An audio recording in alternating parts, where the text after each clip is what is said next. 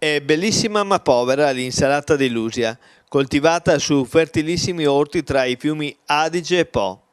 Per lei è cominciata una magra primavera. Il mercato è pressoché fermo, secondo i dati di Oppo Veneto, l'organizzazione di produttori ortofrutticoli del Veneto. Migliorerà la situazione? È quanto sperano gli orticoltori che per ora, rileva Alessandro Bragion, presidente del Consorzio di tutela dell'insalata IGP di Lusia, vendono poco e non c'è prezzo.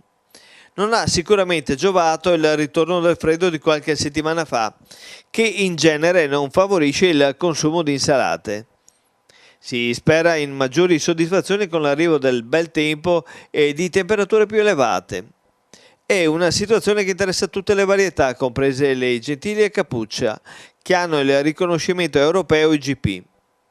La bassa quotazione scoraggia tra l'altro le adesioni al consorzio di tutela, che invece abbisognerebbe di risorse e di sostegni più convinti per sviluppare incisive azioni di promozione, informazione, ricerca e sperimentazione per migliorare la qualità e le pratiche di coltivazione. Le cause sono attribuite a un calo dei consumi. Si hanno meno soldi in tasca, si spende meno per frutta e verdura, si risparmia.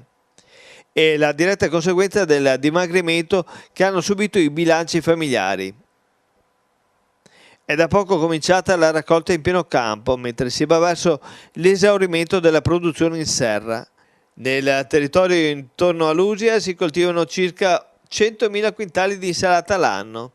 La primavera dovrebbe essere la stagione magica per le insalate, un ortaggio che è simbolo di freschezza e del mangiar bene e sano.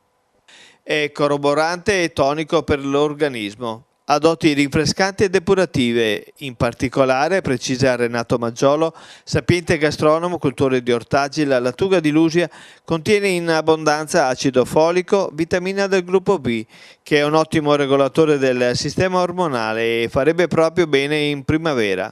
Quindi mangiate insalata, meglio se di Lusia.